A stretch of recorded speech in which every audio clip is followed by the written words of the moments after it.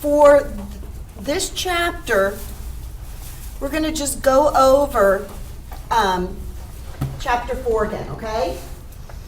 So the gist of chapter 4 relates to something called accrual accounting. Accrual accounting is unlike cash basis accounting, where accrual accounting takes the revenues and records it as earnings when it's earned, not when the cash comes in. And likewise with expenses, it records the expenses when they've incurred, not when you paid them out. So most of us as individuals, we're considered cash basis taxpayers, which means we might earn salaries one year, but we don't record it as revenue until we receive that money, that paycheck. And sometimes we receive the paycheck in another year than when we actually make the money or earn the money. Do you guys know what I'm talking about? But with businesses, a really important focus is on accrual accounting, that we record revenues when we earn them, not when we get the money, and we record expenses when we incurred the expense, not when we paid the bill. Okay? That's the focus of this chapter. And what we're going to do is really focus on the highlights to this chapter. So basically, when we're dealing with accrual accounting, there's a couple real important assumptions or principles we're going to talk about. Okay? One being something called the periodicity assumption. That just basically means that we break up businesses into time frames to record the revenues.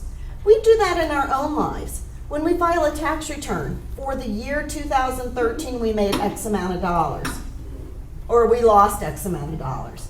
Businesses do the same thing. We take the economic life of a business and we record it or report it in periods, be it month, quarter, and year. So the point of this periodicity assumption is just knowing we have these time periods we create. They're artificial, but we create them in order to record the income.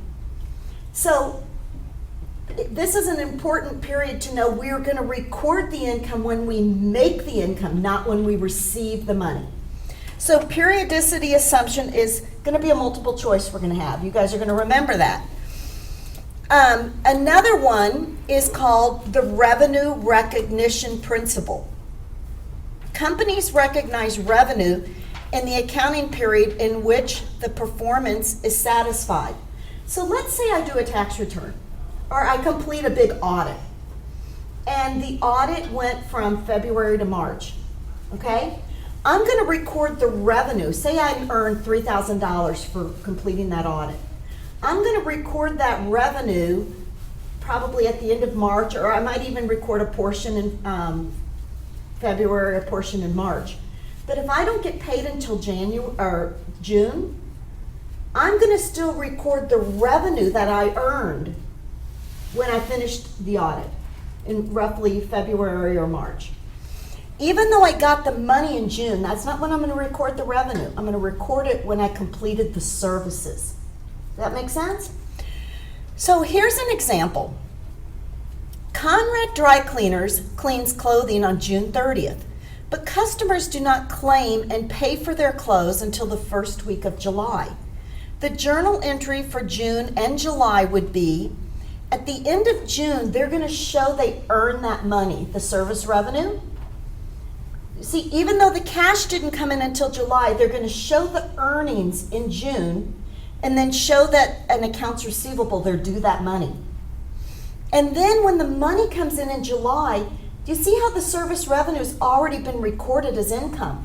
The only thing that then happens in July is they show the cash comes in and they reduce the receivable. But since they did the work in June, they record the revenue in June. Make sense, guys?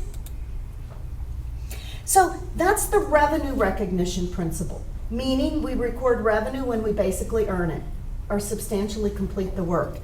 Expense recognition is the exact same concept, just the opposite.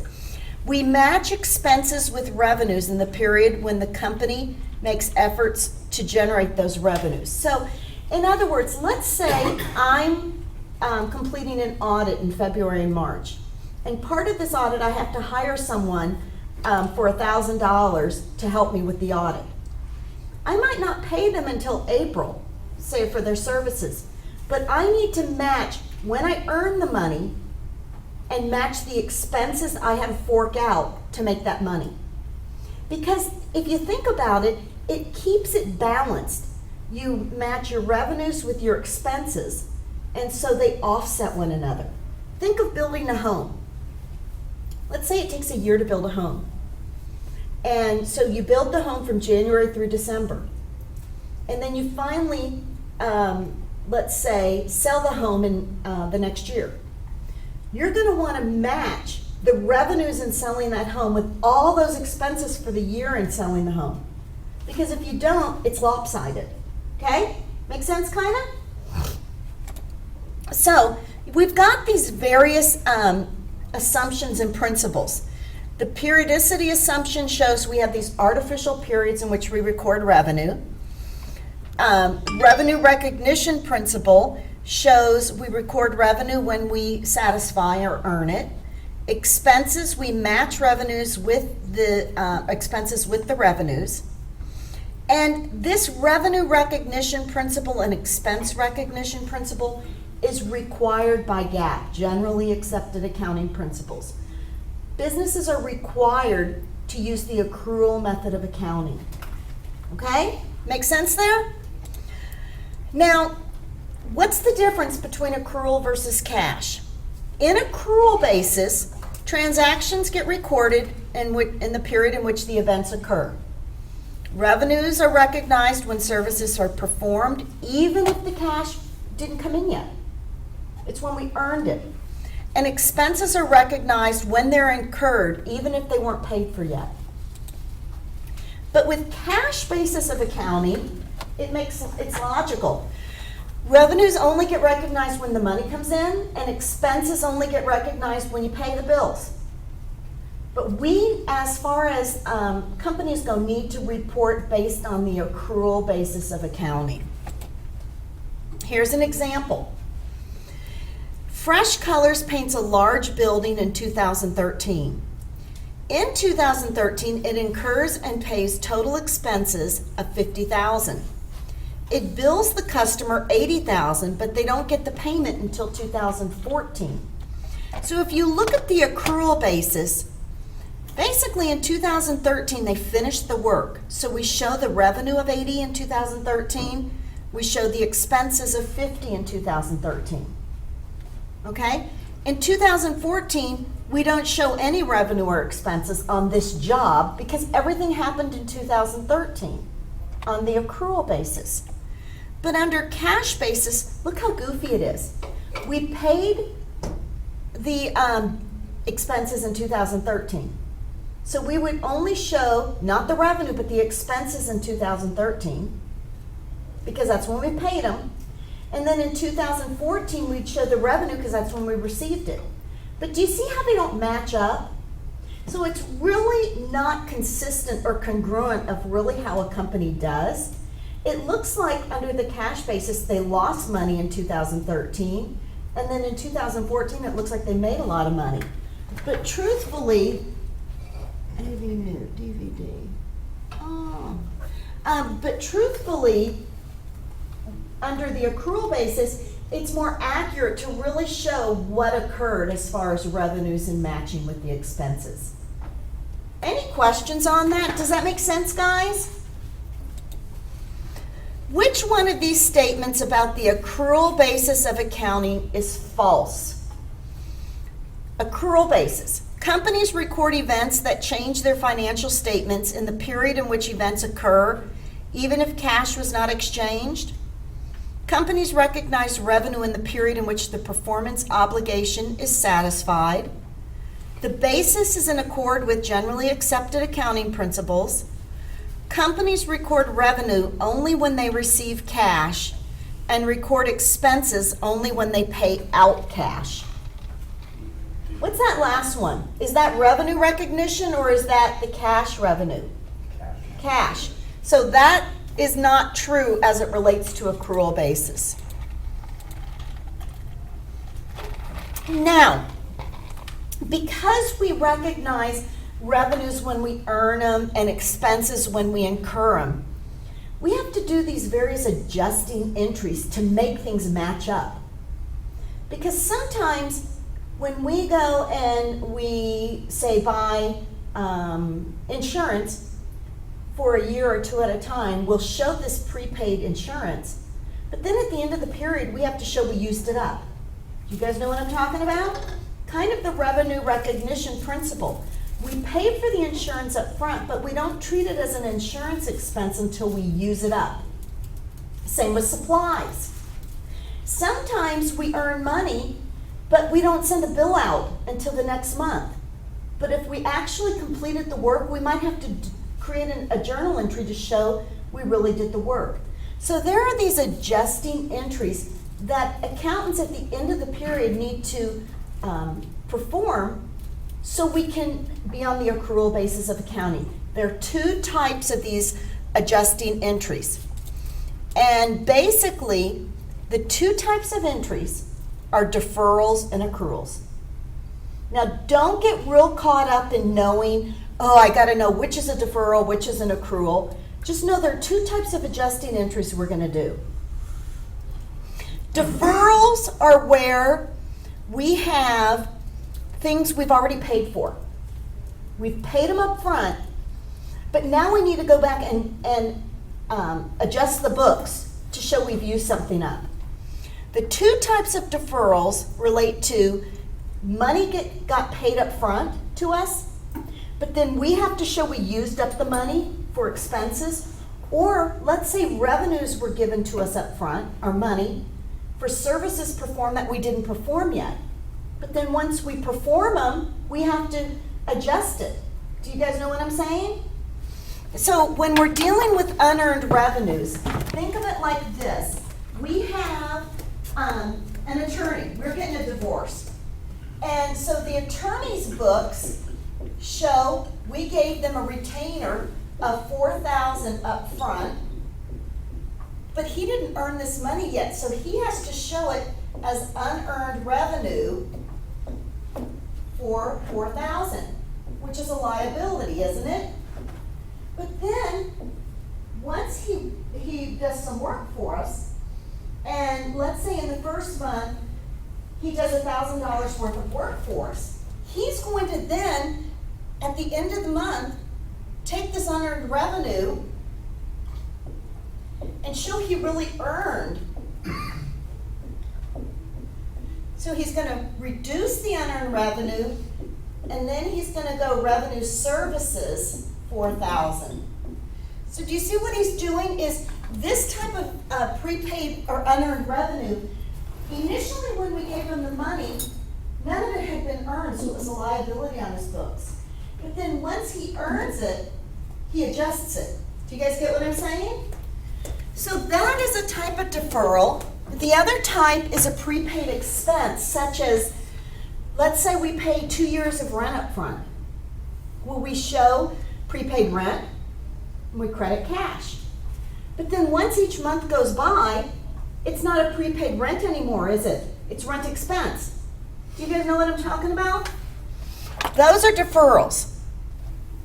So accrual revenues, and we'll go over this, it's going to be more involved.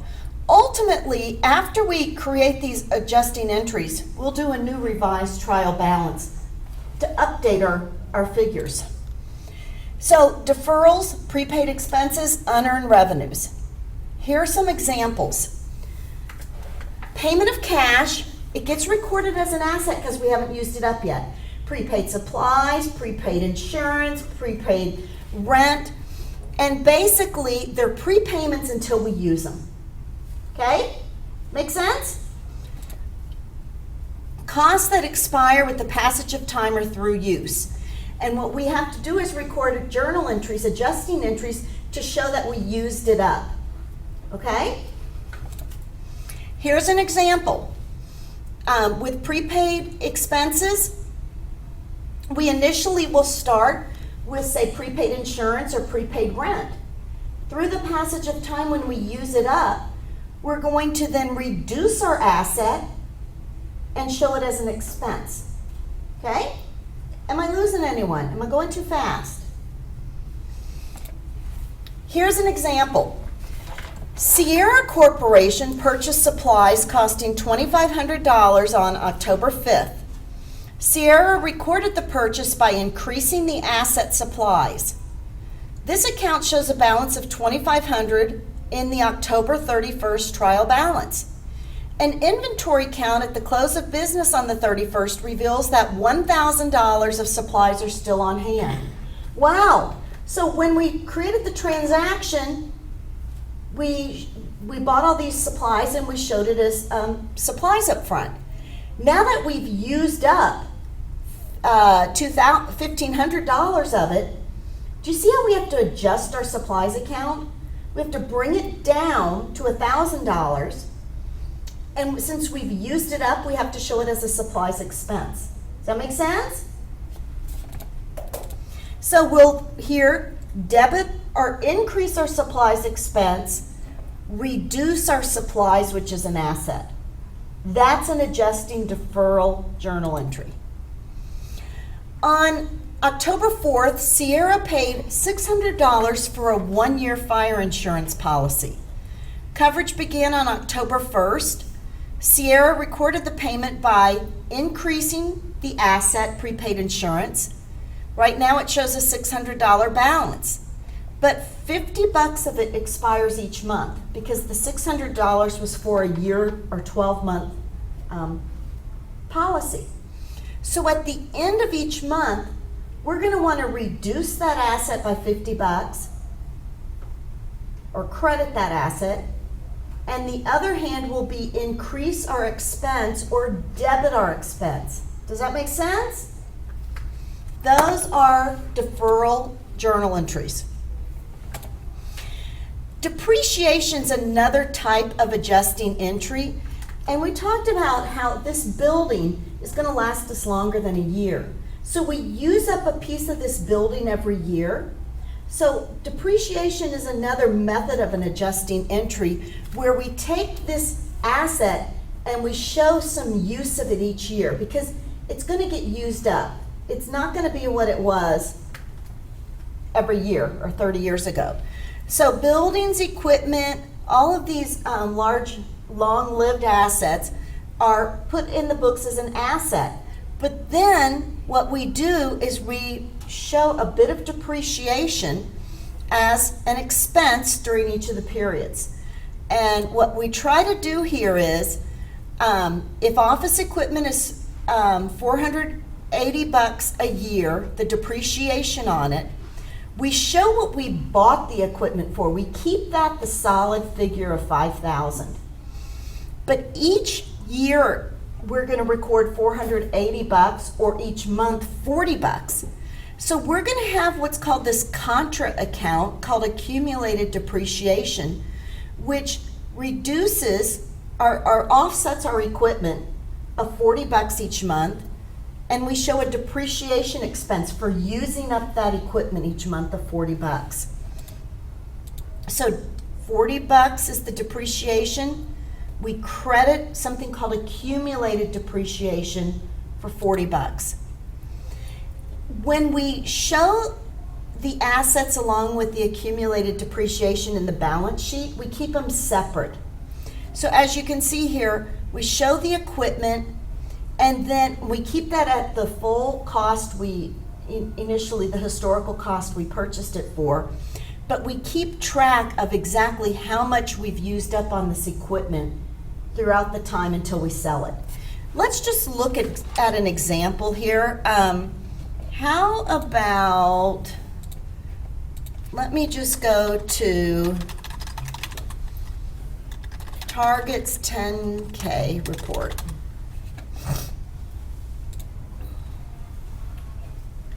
If we look at Target's 10K report, you'll see here in the, where's the balance sheet? Those are revenues. Oh, here's assets.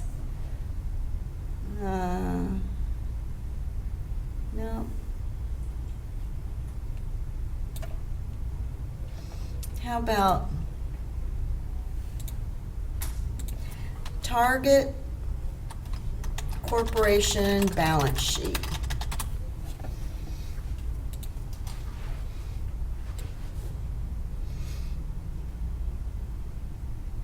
Okay, it's not doing what I want it to do. But basically, if we saw a true balance sheet, we would show the property, plant, and equipment, and then we would show under it accumulated depreciation. Here in this one, they're just netting it.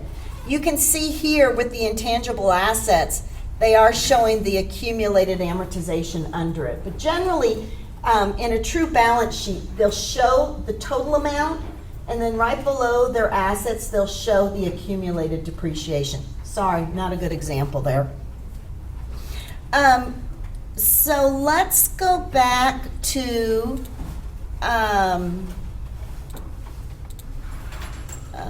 current slide here. Examples of prepaid expenses we're talking about: insurance, supplies, advertising, rent, depreciation. It makes sense. Things that we're going to accumulate and show we've used up a piece of it. We do that because we need to increase our expense, and prior to doing these prepaid expenses, our assets are going to look higher than they really should be, right? We're going to reduce our assets and adjust to show an expense here. Now, just like my unearned revenues example over there, the next type of adjusting entry, these unearned revenues, basically show when money's been received ahead of time, us doing the work or providing the services. This happens a lot of times with rent. People may pay rent 2 years in advance, but it's really not earned until passage of time goes by. Think of airline tickets. You purchase the airline ticket, but the airlines don't show that that revenue's been earned until after you fly, okay? Because there can be all kinds of reasons why the plane doesn't take off or whatever happens there. Same with magazine subscriptions. You purchase a 2-year subscription to a magazine. Well, they have to record those earnings after each month's magazine is submitted or mailed to you. It makes sense, but they require you to pay it up front, don't they? So basically what happens here at the end of each month, we're going to record a journal entry to show the revenue that's been earned. Initially, when the money comes in, like the ticket I buy, you might buy a ticket 3 months ahead of time to fly in November, you buy it in September. But then once November hits and the airline service has been provided, they've got to adjust their books to show that that money isn't any longer a liability, it actually has been earned. So adjusting entries, what will happen here, as you can see over on my example, we got the cash, but I showed a liability because I hadn't earned it yet. But then once I earn it, or a company earns the revenue, we're going to make that liability reduced, and we're going to then show a revenue. So the liability gets reduced, the revenue then gets increased. Does that make sense, guys? Sierra Corporation received $1,200 on October 2nd from RNOX for guide services for multi-day trips, expected to be completed by December 31st. Unearned service revenue shows a balance of $1,200 in the October 31st trial balance. From an evaluation of the service Sierra performed during October, the company determines it earned $400 in October. So basically what they're telling us is Knox gave them $1,200 up front for services that they wanted from from Sierra. So initially there was an unearned service revenue, a liability on the books for $1,200. But during October, they earned $400 of that $1,200. So we're going to reduce that liability and increase the revenue. Make sense? Unearned service revenue gets decreased, the liability goes down, the service revenue goes up. So basically what we're doing here, when it deals with customers' deposits, subscriptions, prepaid money, that where the services haven't been earned, we need to adjust them when the services are earned. So we're going to reduce the liability, increase our revenues. So let's see here. Here's another example. The company performed services but didn't bill them till the next month, but the services were performed. So this is an example of an adjusting entry where services were performed but we didn't get to billing them yet. So what we'll do is we'll show the revenues we earned and we'll show an accounts receivable. We haven't billed them, but we know we did the work. Sierra performed guide services for $200 that were not billed to clients before October 31st. So we'll show on the books accounts receivable, $200, service revenue, $200. And so then once we get the money in, our revenue's already been accounted for, we'll just reduce our accounts receivable and increase our cash. Okay, let's look at, here's another example. This happens a lot when we borrow money. We borrow money and let's say I have a mortgage. I know that I owe the bank money on the loan, but I also owe them at the end of the year money on the interest on the loan. And so here's an example where there is a long-term or a note that Sierra took out from the bank. So they borrowed money. And at the end of the period, Sierra signs a 3-month note on October 1st. So October, November, December, it really is due December 31st, isn't it? But on October 1st, they took out the note. But at the end of October 31st, some interest has accrued. It's like an interest payable that's accrued on this note. So this is an expense that Sierra really owes the bank. Now they're not going to pay it until December. But again, we want to show what has been accrued during the period. This expense is incurred, guys, just because of the passage of time. So what we'll do here is we'll take the amount on the note, $5,000, show the interest rate, which is over 12 months, and we're only taking 1/12 because it's only 1 month. So really $50 of interest has become an expense for this month. So we want to show interest expense of $50. Now we're not going to pay this till December. So it's a payable on our books. But do you see how we need to accrue it? Because it's an expense that really has occurred in this period, even though we're not going to pay it until down the road. How many of you guys kind of follow what I'm saying? How many are like totally lost? Would you admit it if you were? Are you kind of getting it a little? Yes? No? I'm not feeling that secure. Kind of? Ask questions, guys. No question is too stupid. So in this scenario, we would show at the end of the month interest expense of $50 and interest payable of $50. Now, one thing when we're dealing with expenses that or revenues that have accrued, this is an interesting example. Sierra paid salaries on October 26th. Okay, October 26th, the salaries were paid. The next payment of salaries will not occur until November 9th. The employees received total salaries of $2,000 for a 5-day work week, or $400 paid per day. Accrued salaries on October 31st would be $1,200. So basically what they're trying to say here is they paid salaries on the 26th for that date, even including the 26th.